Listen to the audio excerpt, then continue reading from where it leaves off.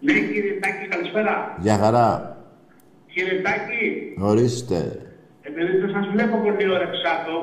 Ναι, δεν πειράζει ρε φίλε. Εσύ είσαι ορεξάτος. Εντάξει, όλοι με τις μέρες μας είμαστε, μην νομίζετε. Τι είσαι? Αλλά όλοι με τις μέρες μας είμαστε, αλλά καμιά φορά φταίει και αρνητική ενέργεια. Ναι ρε φίλε, ναι. Εσύ είσαι καλά?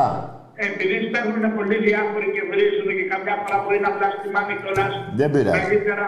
Καλύτερα να σας αναντήσουν 2-3 φορές την ημέρα και να σας διαβάζουν κάθε Κυριακή το ευχέλαιο. Ναι μωρέ, μη σε νοιάζει, μη σε νοιάζει. Κοίτα να είσαι εσύ καλά.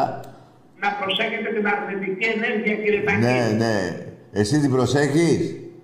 Εγώ είμαι πάρα πολύ προσεκτικός με την αρνητική ενέργεια και κομμάτι γιατί δεν είναι η θρησκεία μας. Ναι, τι κάνεις εσύ και την αποφεύγεις? Εγώ, κύριε Τάκη, κάνω που σηκώνομαι το πρωί, Ναι. λέω το Πάτερ ημών, έχω αγιασμό, πίνω μια γουλίτσα αγιασμό, κάνω το σταυρό μου για τα μάτια και τις βλαστήμιες. Μπράβο ρε φίλε, έτσι να κάνεις.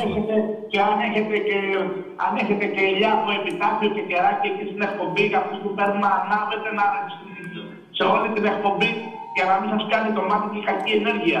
Τι να μου δίνει ελιά? Ελιά και κεράκι του επιτάφιου. Κεράσι και? Κεράκι του επιτάφιου και ελιά.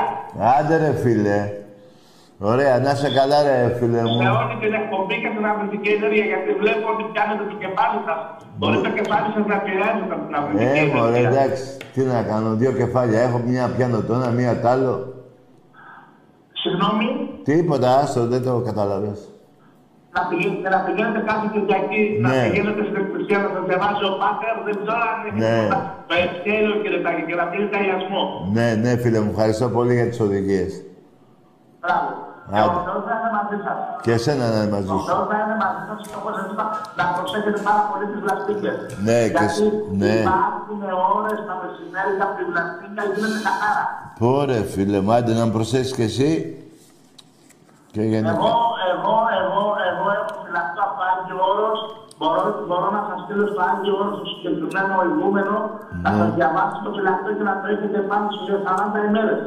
Τι να κάνω, 40 μέρες?